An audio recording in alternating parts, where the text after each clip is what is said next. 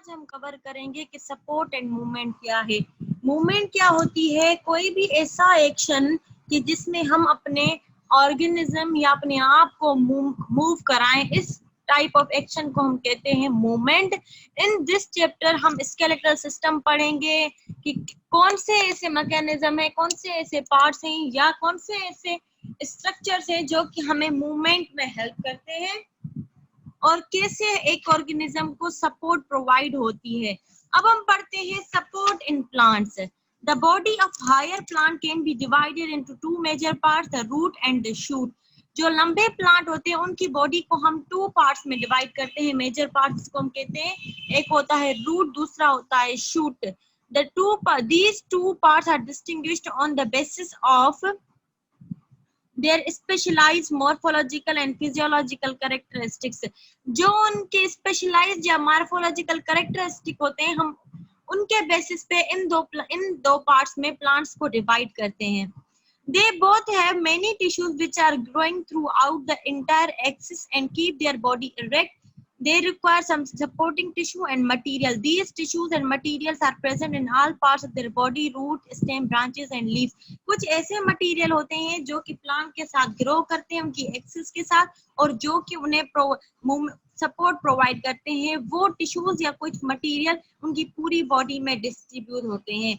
Young stem have specialized type of anatomical arrangement which also help in supporting plant. The outermost layer of thin wall called epidermis, regions beneath epidermis are generally called cortex, and the central portion called stele.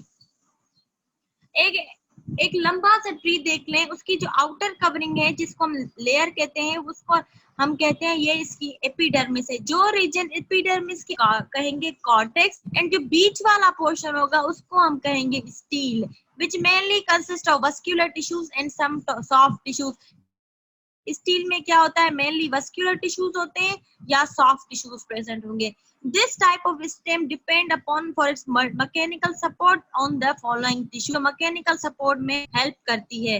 अब हम इसको distinguish करते हैं। Thin walled parenchyma having turgidity, thick walled living tissues called collenchyma and डेंट tissues like sclerenchyma. तीन tissues होते हैं, parenchyma, collenchyma and sclerenchyma. Parenchyma क्या होते हैं? थिन होते हैं एंड टर्जिड होते हैं। कोलेनकाइमा क्या होते हैं? थिक वॉल होते हैं। स्क्लेरेन्काइमा क्या होते हैं? हमारे पास डेड टिश्यूज होते हैं। Steel A cylindrical core of vascular bundles.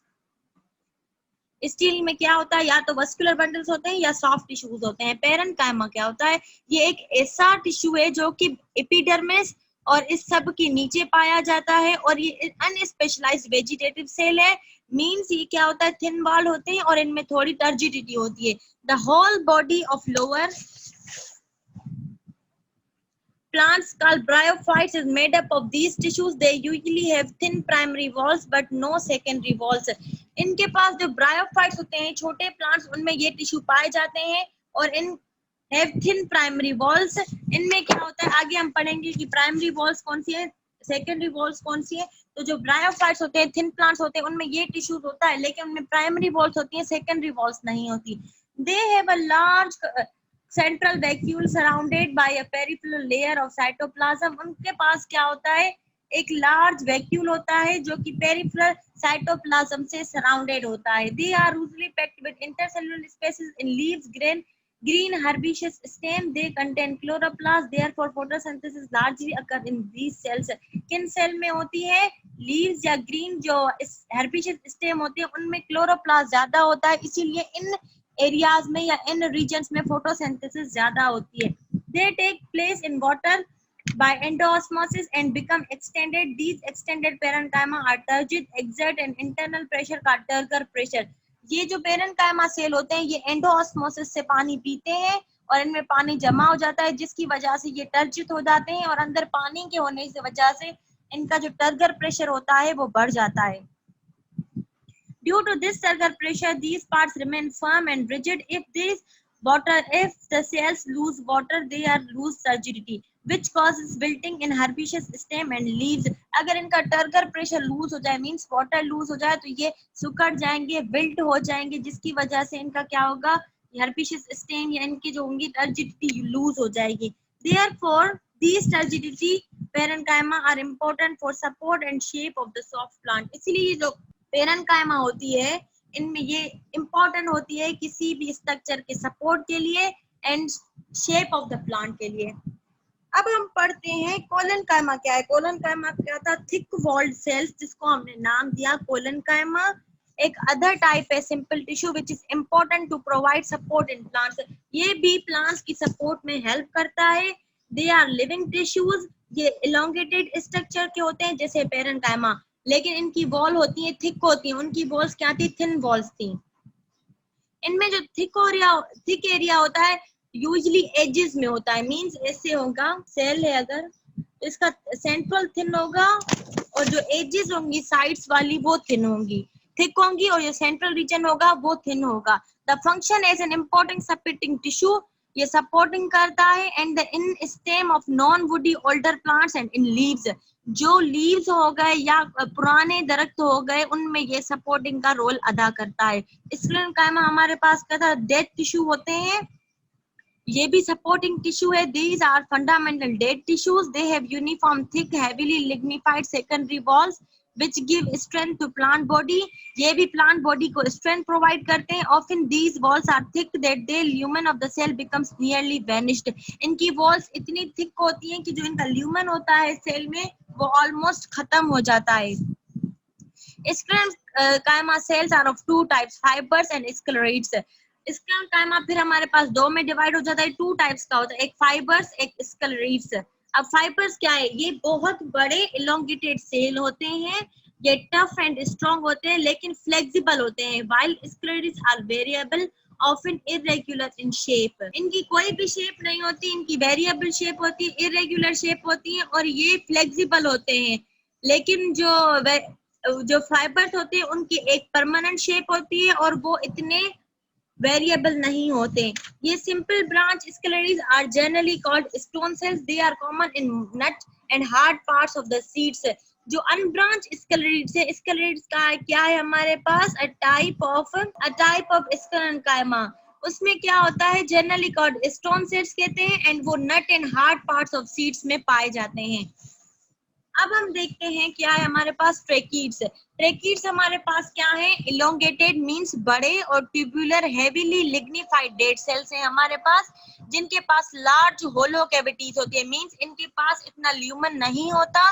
They have oblique transverse walls making tracheids spindle shape. उनकी जो बॉडीज होती हैं ट्रांसवर्स होती हैं ऐसे, जिसकी वजह से उनका जो शेप होता है स्पिंडल लाइक शेप होता है। They are found in xylem acting as supporting tissue in addition to transport of water and resealed organic organs. ये क्या करते हैं? जाइलम एंड फाइलम आपने पढ़ा होगा। जाइलम क्या होता है? जाइलम एंड फ्लोएम ये ट्रांसपोर्ट करवाते हैं वाटर की। ये सेल जाइलम में पाए जाते हैं लेकिन ट्रांसपोर्ट के अलावा ये सपोर्टिंग टिश्यू का भी रोल अदा करते हैं। अब वेसल्स क्या है जिनको हम कहते हैं ट्रेकी? वो ऐसे ट्रेकाइड्स हैं जो कि ना जिनके पास ना ट्रांसफर्स वॉल्स होती हैं and plates end to end forming like structure and like open water pipeline. ये ऐसे स्ट्रक्चर वेल्सेस है जैसे कि ओपन पाइपलाइन है। अगर किसी ने आपके कमरे में आके पाइपलाइन छोड़ दी तो पूरे कमरे में पानी चला जाएगा। अगर वो रूम खुला हुआ है तो नीचे से भी पानी दूसरे कमरे में भी जा सकता है। जैसे एक ओपन पाइपलाइन होती है वैसे ही हमारे पास वेसल्स होती हैं। They are found in xylem acting like tracheids. ये जाइलम में भी होती हैं, ऐसे एक करती हैं जैसे ट्रेकीड्स हैं। अब क्या? Sclerenchyma cells provide the fibres of hemps and jute which are used for making rope. ये उसके फाइबर्स पर प्रोवाइड करते हैं जिससे हम रस्सी बनाते हैं। Other types of sclerenchyma cells from nutshell outer covering at peach pits and gritty texture of pears. और बाकी जो सेल्स हैं वो हम इसमें इस्तेमाल करते हैं।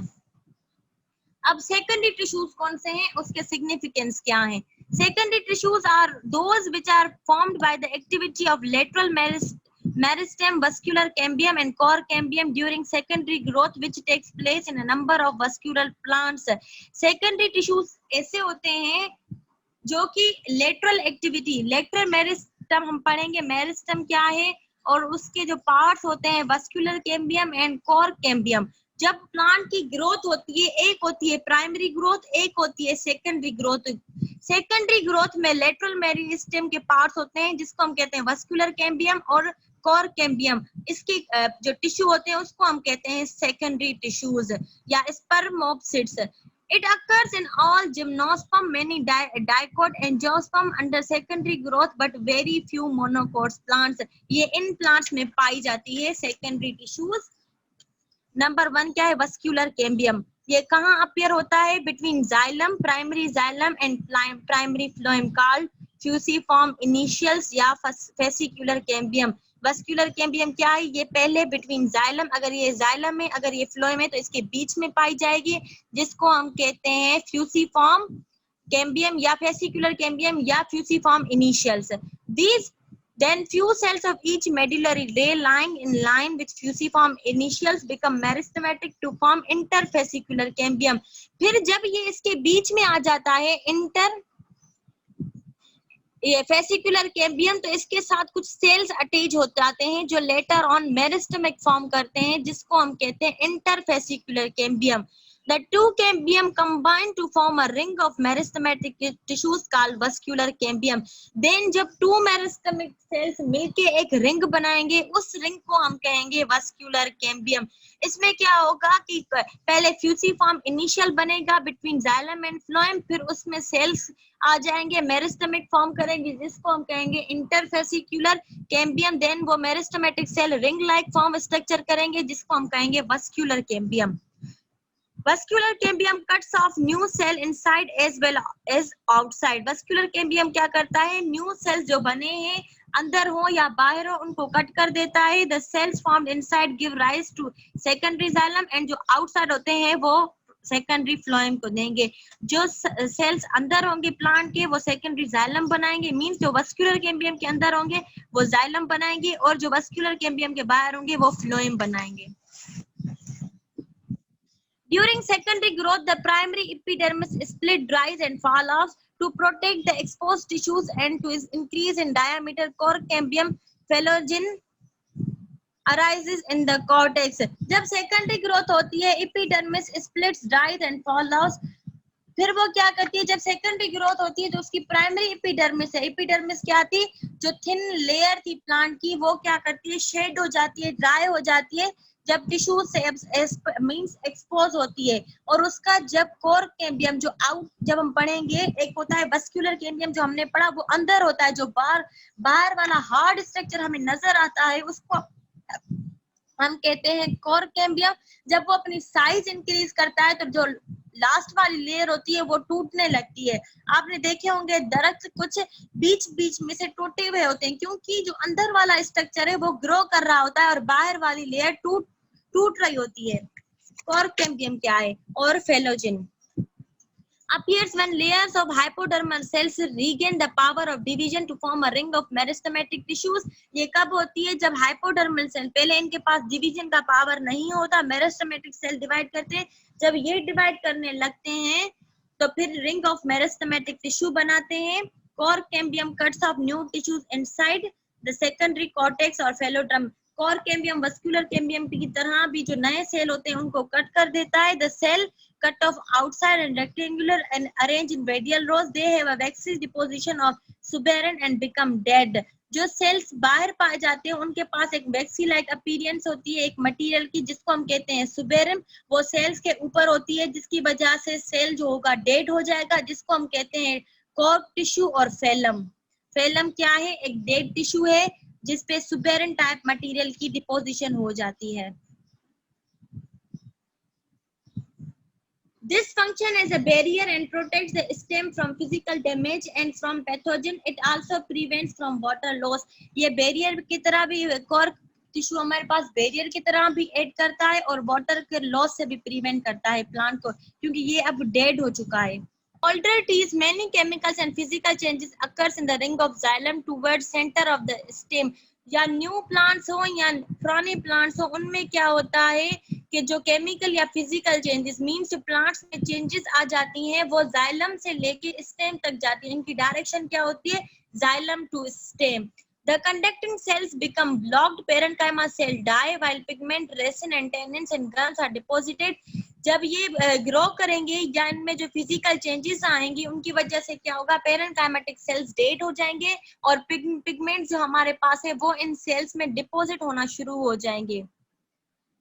When these changes takes place, xylem becomes non-functional for transport and emerge as strong supportive component of tree. The part of ring where these changes have occurred is known as heartwood. यहाँ पे जहाँ पे ये component of trees या यहाँ पे जो ring like structure होते हैं उनमें जो भी changes आती हैं इन changes को हम कहते हैं heartwood. Whereas the outer part of ring which contains comparatively young tissues remain functional and transport constitute the shapewood. जो एड हो जाएंगे और इतना स्ट्रॉन्ग सपोर्टिव कंपोनेंट बनेंगे उनको हम कहते हैं हार्डवुड. लेकिन जो स्ट्रक्चर फंक्शनली हमें परफॉर्म करेंगे, फंक्शन लाइक स्ट्रक्चर परफॉर्म करेंगे उनको हम कहेंगे शेपवुड. हार्डवुड क्या था, हमारे पास स्ट्रक्चर को सपोर्ट करेंगे, स्ट्रॉन्ग सपोर्टिव सेल्स हैं और ये कौन से हमारे पास फंक्शनल सेल्स हैं. Only youngest secondary phloem functions in sugar transport. Xylem भी नहीं, लेकिन जो young phloem सेल होगा वो ही सिर्फ शुगर की ट्रांसपोर्ट कराएगा. ये आप याद कर लें, शुगर की ट्रांसपोर्ट कौन करवाता है, young secondary phloem. In between the cork is a spongy region and the bark with loosely arranged cells have intercellular spaces. These masses of loose cells through which gases and water vapors readily pass out known lenticels. अब जो cork हमारे पास था, cork tissue जो कि dead था जिसको हमने नाम दिया था फेलम, उसमें जो रीजन होता है बीच में स्पंजी रीजन मींस नरम वाला जो रीजन होता है स्पंज लाइक स्ट्रक्चर उसको हम कहते हैं बार्क. उसमें क्या होते हैं, सेल्स की अरेंजमेंट होती है और सेल्स के बीच में स्पेस होता है जिसको हम कहते हैं इंटरसेल्युलर स्पेस. ये जो लूज सेल्स होते हैं इनमें वाटर वेपर रेडिली मूव करते हैं जिसको हम कहते हैं लेंटिकल्स. अब हम आते हैं सिग्निफिकेंस क्या है सेकेंडरी टिश्यू की. Secondary growth meets the need of more water, minerals and food conduction for growth of plant. Secondary growth से क्या होती है, हमें पानी ज्यादा मिलता है, मिनरल ज्यादा मिलते हैं और फूड कंडक्शन भी ज्यादा होती है. It also provided the firm support to it by producing new conducting and mechanical tissues. ये प्लांट को सपोर्ट प्रोवाइड करती है क्योंकि सेकेंडरी ग्रोथ से हमारे पास new conducting and mechanical tissues बन जाते हैं. In addition to these, the cambium form callus on and around the wound. और इसकी वजह से क्या होता है, सेकेंडरी ग्रोथ में जो कैम्बियम था हमारे पास, वस्कुलर कैम्बियम हो या कॉर्क कैम्बियम हो, वो पूरे ट्री पे या प्लांट पे एक केलस बना देता है, hard structure. The parenchymatous tissues are rapidly found below the damaged surface of stem and root. जो डैमेज एरिया हो जाती है प्लांट की वहां पे parenchymatous cells जो कि thin walled cells है वो जल्दी जल्दी बनना शुरू हो जाते हैं. Callus also develop during grafting to unite the graft with the plants. ये जब हम ग्राफ्टिंग करते हैं प्लांट्स की तो कैम्बियम जो हमारे पास कैलस है वो उसमें भी काम आता है. फिर जब कोई टुकड़ा कट हो जाता है प्लांट का तो फिर वो रीजनरेट करने में भी हेल्प करवाता है. अब एनुअल रिंग्स क्या है, the plants of temperate regions accumulate secondary xylem in the form of concentric layers every year called annual rings. जो प्लांट्स होते हैं मोस्टली हमारे पास टेम्परेट रीजन के हों वो सेकेंडरी जाइलम को क्या करते हैं, अपने पास अक्यूमुलेट करते हैं रिंग लाइक स्ट्रक्चर में, लेयर्स में जो अक्यूमुलेट करेंगे और एनुअल एवरी ईयर ऐसा करते हैं. इसको हम कहते हैं एनुअल रिंग्स. कहते हैं कि एनुअल रिंग्स की प्लांट, एनुअल रिंग से हम प्लांट्स की एज भी डिटरमाइन कर सकते हैं, ऐसा कहते हैं. Each annual rings consist of 2 zones. Each annual जो रिंग होगी वो 2 जोन्स कंसिस्ट होती है. Inner zone of spring wood having large vessels and outer zone of summer wood or autumn wood having small vessels. 2 zones होती है हमारे पास annual rings की. innate zone जिसको हम कहते हैं स्प्रिंग वुड उसमें लार्ज वेसल्स होती हैं बड़ी बड़ी. आउटर जोन जिसको हम कहते हैं समर या ऑटम वुड उसमें छोटी वेसल्स होती हैं. A fairly accurate estimate of age of an old tree can be made by counting rings. आ गया कि हम जो old tree की एज कैसे मालूम कर सकते हैं, उनकी रिंग्स को काउंट करते हैं. Study of these rings of large sample of very old tree can also be clue to climate of an area. और रिंग से हमें यह भी पता चलता है कि ये प्लांट किस एरिया से बिलोंग करता है. The tree rating dating have used in ecological studies. ये हम एजिंग की स्टडी के लिए फाइंड करते हैं। ये एनुअल रिंग्स बनी हुई हैं, देखें। सेकेंडरी जाइलम जब अपने आप को लेयर्स में एक्यूमुलेट कर देता है तो उस स्ट्रक्चर को हम कहते हैं एनुअल रिंग्स, और वो टू टाइप्स में डिवाइड है, इनेट जोन, टू जोन्स में, इनेट जोन या आउटर जोन। अब हम देखते हैं मूवमेंट इन प्लांट्स कैसे होती है। Plant movement occur in response to certain stimuli because movement is defined as any action taken by living organism to reduce its irritability or produced by stimuli। Plant movement क्या होती है या movement क्या होती है, किसी भी स्टिमुलाई की वजह से या उसकी बेसिस की वजह से कोई भी मूवमेंट हो या किसी इरिटेबिलिटी को दूर करने के लिए किसी स्टिमुलाई ने आपको परेशान किया और आपने मूवमेंट की तो उसको हम कहते हैं movement. Stimulus is the change in environment either externally or internally which affect the living organism by developing irritation in their protoplasm। Stimulus क्या होता है, कोई भी चेंज हो एक्सटर्नल या इंटरनल की वजह से organism को इरिटेशन महसूस हो जिसकी वजह से वो मूवमेंट परफॉर्म करते हैं। A stimulus can be defined as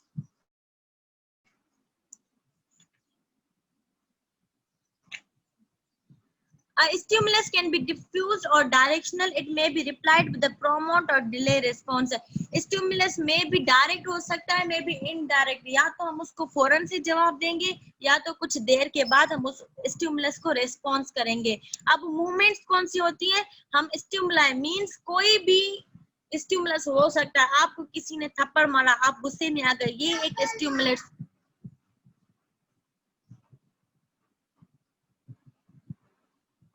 ये एक स्टिमुलस है। आपको करंट लग गया तो करंट क्या था, स्टिमुलस है। मींस कोई भी ऐसा फैक्टर जो कि आपके इंटरनल और एक्सटर्नल एनवायरनमेंट को चेंज कर दे। अब इसकी बेसिस पे हमने दो टाइप्स ऑफ मूवमेंट को डिवाइड किया है, ऑटोनॉमिक और स्पॉन्टेनियस मूवमेंट, इंड्यूस और paratonic movement. Autonomic or spontaneous movement which occur due to internal stimuli factors inherent inside the plant body itself are known as autonomic or spontaneous movements। Autonomic movements are as following। Autonomic movements क्या होती हैं, जिसमें internal environment या internal stimuli का factor हो जो कि आपको मूवमेंट करने में उकसाता हो या आपको मूवमेंट करने पे मजबूर करता हो, उसको हम कहते हैं ऑटोनॉमिक या स्पॉन्टेनियस। अब उसमें क्या होता है, growth and curvature movements. एडवांटेनियस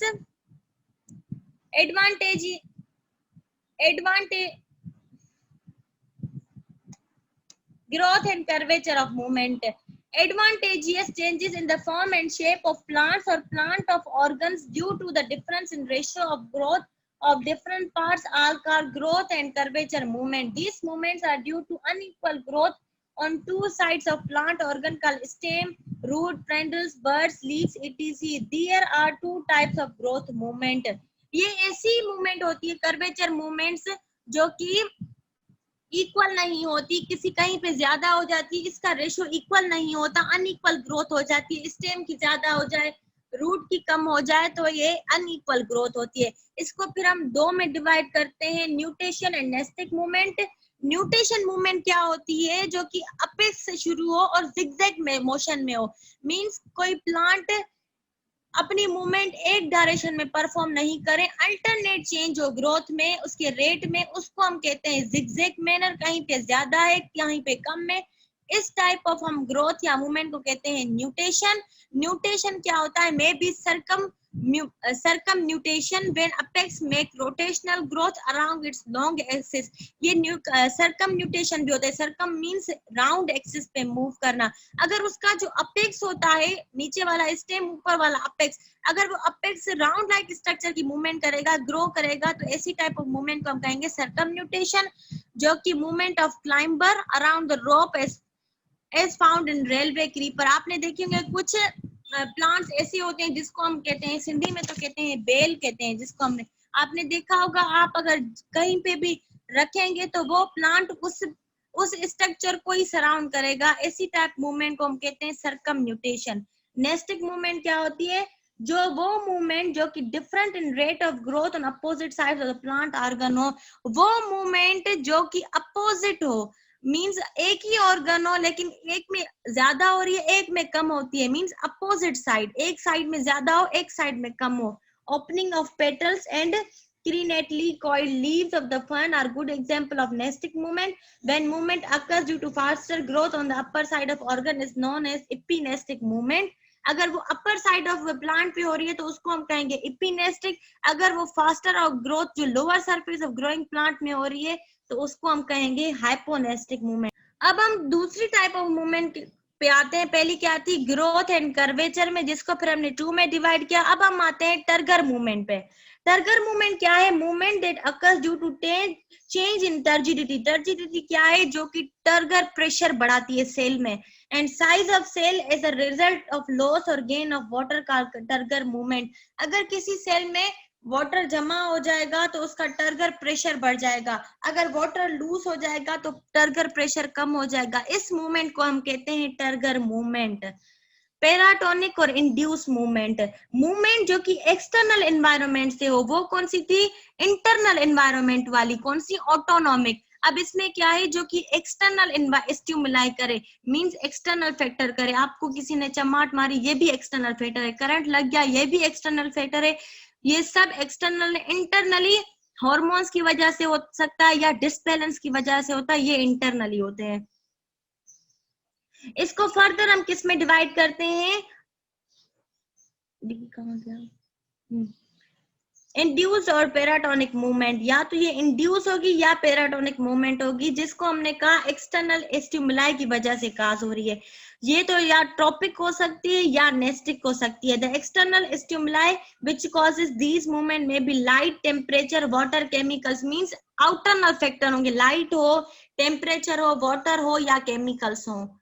tropic movement या डायरेक्शनल मूवमेंट, इसमें क्या होता है, ट्रॉपिज्म और tropic movement are growth responses that result in curvatures of whole plant organs towards और अवे फ्रॉम स्टिमुलाई। इसमें क्या होता है, ऐसी मूवमेंट होती है, या तो हम उसे स्टिमुलाई के करीब लेके जाते हैं ऑर्गन को, या तो हम उस स्टिमुलाई से दूर हो जाते हैं। It is derived from a Greek word tropos, means turn. Movement caused due to external stimuli coming from one side, controlled by direction of stimulus, respond in a form of growth of curvature in one direction, called tropic movement. अगर external stimuli हमें one side से मिल रहा है, एक तरफ से आया और उसी एक तरफ stimuli ने उसकी वजह से growth cause करवा दी, तो ऐसी डायरेक्शन को हम कहेंगे डायरेक्शनल और ट्रॉपिक मूवमेंट। ये किस में होती है, रूट और स्टेम में होती है। On the basis of stimuli following are types of tropic movement found in plants. Stimuli की बेसिस पे हमने इस ट्रॉपिक मूवमेंट को डिवाइड कर दिया है। फोटोट्रोपिज्म, फोटोट्रोपिज्म वो मूवमेंट जो कि लाइट की वजह से हो। अगर प्लांट लाइट पे फोकस कर रहा है, अगर वन डायरेक्शन से हो या दोनों डायरेक्शन से हो, लेकिन जो स्टिमुलाई हो, एक्सटर्नल स्टिमुलाई होगा, वो लाइट होना चाहिए। तो उसकी वजह से क्या होगा, या तो हम अगर सोर्स की तरफ जाएंगे तो ये पॉजिटिव फोटोट्रोपिज्म होगा।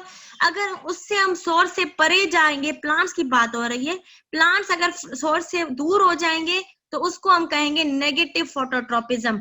Phototropic curvature due to light affect the distribution of auxin, plant growth promoting hormone. Auxin एक हार्मोन होता है जो कि प्लांट की ग्रोथ करवाता है। अगर फोटोट्रोपिज्म हमारे पास स्टिमुला है, मींस लाइट, तो वो ऑक्सिन को इफेक्ट करेगा, मींस उसकी डिस्ट्रीब्यूशन अनइक्वल हो जाएगी। जियोट्रोपिज्म क्या है, ऐसा फैक्टर जिसकी वजह से मूवमेंट काज हो और वो मूवमेंट ट्रॉपिक होगी, और फैक्टर कौन सा होगा, ग्रेविटेशनल स्टिमुलस होगा। सेम एज पॉजिटिव, ये आप एग्जांपल्स याद कर लें। पॉजिटिव जियोट्रोपिज्म प्राइमरी रूट्स में होता है and many plants, and negative geotropism shoots में होता है।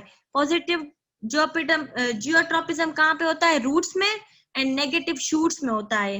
कीमोट्रोपिज्म मींस कोई भी केमिकल कॉज करवा रहे हैं, means example pollen tube grows through the style towards ovary due to chemical stimulus. Chemical stimulus की वजह से जो पोलिन होता है वो स्टाइल की तरफ क्यों ग्रो करता है, टुवर्ड्स ओवरी, तो ये केमिकल स्टिमुलस की वजह से होता है। हाइड्रोट्रोपिज्म मींस कोई भी मूवमेंट वाटर की वजह से हो, उसको हम कहते हैं हाइड्रोट्रॉपिक मूवमेंट। ये होती है result in convection of due to unequal growth on its two sides. ये तब होती है अगर ये हाइड्रोट्रॉपिक मूवमेंट हो जाएगी तो ये भी प्लांट में अनइक्वल ग्रोथ काज करवाएगी टू साइड्स की, मींस एक साइड पे दूसरी होगी मूवमेंट, दूसरी साइड पे दूसरी ग्रोथ होगी, अनइक्वल ग्रोथ होगी growth. Roots are positively hydrotropic, तो आप यहां से याद कर लें प्राइमरी रूट्स या रूट्स पॉजिटिव जियोट्रोपिज्म भी है और पॉजिटिव हाइड्रोट्रॉपिक भी है। थिग्मोट्रोपिज्म, थिग्मो मीन्स हम कहते हैं किसी भी टच को, अगर किसी की टच की वजह से कोई मूवमेंट काज हुई है तो उसको हम कहते हैं थिग्मोट्रोपिज्म या थिग्मोट्रोपिक मूवमेंट। ये कहाँ पे होती है? ऑब्जर्व क्लाइंबर्स और ट्रेनर्स में होती है। When they touch the solid object, the growth on the opposite sides of contact increasing and the tendrils coiled around the support। जब ये किसी पार्ट प्लांट का पार्ट किसी सॉलिड स्ट्रक्चर को टच करेगा तो उसकी वजह से जिस पार्ट ने टच किया है उसका जो दूसरा साइड होगा उसकी ग्रोथ हो जाएगी और या तो वो टर्न हो जाएंगे या क्वाइल हो जाएंगे, मींस टच की वजह से मूवमेंट काज होगी, उसको हम कहेंगे थिग्मोट्रोपिज्म। अब हम पढ़ते हैं एक्सटर्नल स्टिमुलाई में दूसरी मूवमेंट कौन सी होती है? नेस्टिक मूवमेंट या नॉन डायरेक्शनल मूवमेंट। ये कौन सी थी? डायरेक्शनल मूवमेंट है। The term nestic movement is used for the movement which is unrelated to direction stimuli, and direction stimuli is not fixed. This type of movement is mostly observed in leaves and petals. This type of nestic movement depend on the type of stimulus. They may be photonestic, thermonestic, seismonestic, nictinestic and hypotonestic। अब इसमें क्या होता है? ये non directional होती है, इसमें direction का कुछ पता नहीं चलता और लेटर ऑन क्या होगा फिर इसमें क्या होता है? लीव्स और पेटल्स में होती है। और वो कौन सी थी? डायरेक्शनल मूवमेंट किसमें हो रही थी? रूट्स और शूट्स में हो रही थी। फिर इसको हमने स्टिमुलस के बेसिस पे डिवाइड किया है, फोटोनेस्टिक या फोटोनेस्टी। The nestic movement caused by light, the flowers open and close due to light intensity। आपने देखा हुआ है जिसको हम कहते हैं छुईमी, अगर आप उसके करीब जाएंगे तो वो बंद हो जाती है। सेम एज लाइट का भी इफेक्ट होता है, सम प्लांट्स को अगर लाइट लगती है तो वो बंद हो जाते हैं लेकिन वो रात में खुलते हैं क्योंकि लाइट नहीं होती। इस टाइप ऑफ प्लांट्स को हम कहते हैं कि वो हम फोटोनेस्टिक मूवमेंट परफॉर्म करते हैं या फोटोनेस्टी। थर्मोनेस्टिक क्या होता है? टेम्परेचर की वजह से होता है, जो इंडियन टेलीग्राफ प्लांट में होता है। यहाँ पे एग्जाम्पल इसके याद करें। सेसिमोनेस्टिक मूवमेंट कौन सी होती है? सेस मींस शेक करना, किसी भी प्लांट को आप शेक करेंगे तो वो मूवमेंट परफॉर्म करेंगे। When the compound leaf of sensitive plant is touch, जब हम किसी सेंसिटिव एरिया लीफ जैसे उसको हम टच करेंगे तो वो खुद ही अपने आप को बंद कर लेगा। लीफ फ्लेट्स उसकी क्या करेंगे? शॉक में चले जाएंगे और वो खुद को कोलैप्स करके देगा, बंद कर देगा। ये उसकी वजह से क्या होगा? उसका जो टर्गर होता है सेल्स का वो लूज हो जाएगा, मींस उसका जो वाटर होगा वो लूज हो जाएगा या टर्गर प्रेशर उसका लूज हो जाएगा। निक्टिनेस्टिक मूवमेंट क्या होता है? Bean plants and many other members of legume family lower their leaves in the evening and raise them to a horizontal position in the morning। Nastic movement क्या होती है? Night या स्लीप की वजह से होती है, निक्टिनेस्टिक मूवमेंट होती है। उसमें क्या होता है? जो लिग्यूम फैमिली के मेंबर्स होते हैं वो क्या करते हैं? अपने जो लीव्स होते हैं इवनिंग में उसको रेस कर देते हैं, रात में क्या करते हैं? मॉर्निंग में उसको हॉरिजॉन्टल पोजीशन में करते हैं, मींस इवनिंग में वर्टिकल पोजीशन में करेंगे और मॉर्निंग में वो हॉरिजॉन्टल पोजीशन में कर देते हैं। दिस मूवमेंट को हम कहते हैं sleep movements which are forward by daily changes in turgor pressure of the cells of the leaves. इसकी ये भी किसकी वजह से होती है? टर्गर प्रेशर की वजह से होती है। अब हम आते हैं हाइपोनेस्टिक मूवमेंट, हेप्टोनेस्टिक मूवमेंट। हेप्टोनेस्टिक क्यों होती है? क्योंकि उसमें स्टिमुलाई जो होता है टच होता है। उसमें भी क्या होता है? जो हम इंसेक्टिवोर्स प्लांट अगर उसको हम टच करेंगे तो वो मूवमेंट परफॉर्म करेंगे। The distinct feature in that is case of thigmotropism, plant part touch the object, whereas in haptonexic movement in object any stick touches the plant part। ऊपर हमने पढ़ा था थिग्मोट्रोपिज्म, उसमें क्या था कि प्लांट किसी भी सॉलिड स्ट्रक्चर को टच कर रहा था तो वो मूवमेंट परफॉर्म कर रहा था। लेकिन हाइप्टोनेस्टिक में क्या होगा? किसी इंसेक्ट या किसी स्टिमुलस ने प्लांट को टच किया है जिसकी वजह से मूवमेंट परफॉर्म हुई। इसलिए हाइपोनेस्टिक में क्या होगा? स्टिमुलस ने प्लांट को टच किया, लेकिन थिग्मो में क्या था?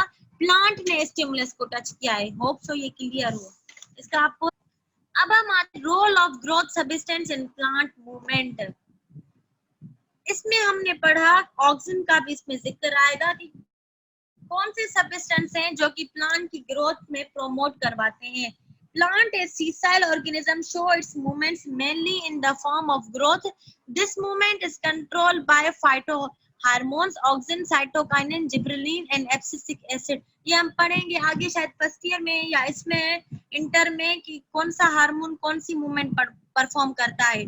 It is found that phototropic curvature is due to light effect on the distribution of auxin. When 1928 found that illuminated side of oat coleoptile possess only 27% of oxygen, whereas unilluminated side possess 59% of oxygen. Oxygen ऐसा hormone है जो कि growth को promote करवाता है. उसने when का कहना था कि जो इल्यूमिनेट साइड होती है प्लांट्स की, जहाँ पे रोशनी ज्यादा आती है वहां पे ऑक्सीजन कम होता है, 27% होता है, लेकिन वो साइड जहाँ पे प्लांट रोशनी इतनी नहीं पहुंचती वहां पे 57% ऑक्सीजन होता है. द रीजन, इसका मतलब ऑक्सीजन की जो डिस्ट्रीब्यूशन होती है वो लाइट रेस्पॉन्स की वजह से होती है. जो रीजन ऑक्सीजन में ज्यादा होते हैं वो रैपिड ग्रोथ करवाते हैं और जो रीजन कम होते हैं ऑक्सीजन में उसकी मूवमेंट स्लो होती है. Oxygen also play in role in geotropic response. It is responsible for positive geotropism of roots and negative किसमें थी, stem में या shoots में. The growth rate increases with the increased accumulation of oxygen and the result shoot will grow away showing negative geotropic property and the growth root become inherent difference in response towards the lower side showing positive geotropic property. ये मैं आपको easy कर दूं shoot और क्यों ये positive और negative है. अगर ऑक्सीजन रूट में भी है शूट में भी है, आप समझे, अगर रूट भी ग्रो करेगी तो वो जमीन के अंदर ही जाएगी. आपने कभी देखे हैं कि रूट से ऊपर ग्रो कर रही है? नहीं देखी होंगी ना. तो रूट्स जमीन के नीचे ग्रो होती है जिसकी वजह से हम कहते हैं पॉजिटिव जियोट्रॉपिज्म, मींस वो ग्रेविटी से अफेक्ट होकर नीचे चली गई. और जो शूट्स होती है वो ऊपर आ जाती है जमीन से, इसलिए हम कहते हैं वो नेगेटिव जियोट्रॉपिक प्रॉपर्टी शो करती हैं, क्योंकि जब रूट शूट अर्थ सरफेस से ऊपर जाती है इसको हम कहते हैं नेगेटिव जियोट्रॉपिक प्रॉपर्टी. अब इसका रेशियो क्या होता है? Ratio between growth acid and growth regulators like gibberellin. Abscisic acid क्या है? ग्रोथ इनहिबिटर, वो ग्रोथ को रोकता है. और ग्रोथ को प्रमोट कौन करता है? वो नेस्टेंट में इंपॉर्टेंट रोल प्रोवाइड करती है. The epinastic is found due to oxygen while gibberellin causes hyponestic movement. Role plant movement will be discussed in chapter and plant growth regulators. फिर अब आगे पढ़ेंगे कि इसका जो रोल क्या है हमारे पास ऑक्सीजन और जिब्रेलिन का, हम ये नेक्स्ट चैप्टर में पढ़ेंगे. अब सपोर्ट एंड लोकोमोशन हम कल डिस्कस करेंगे.